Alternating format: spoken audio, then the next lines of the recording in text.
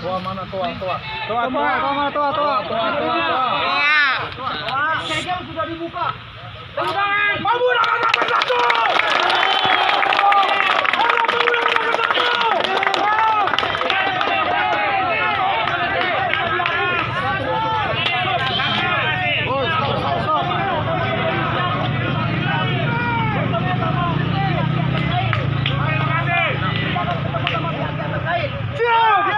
Saya minta sama kawan-kawan semua, kita tetap berjuang. Siap. Toleransi tetap bisa ditegakkan.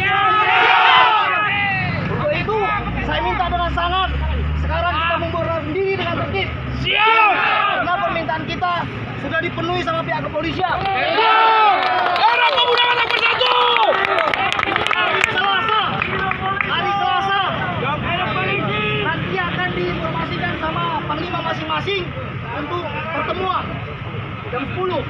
Nanti kita koordinir masa.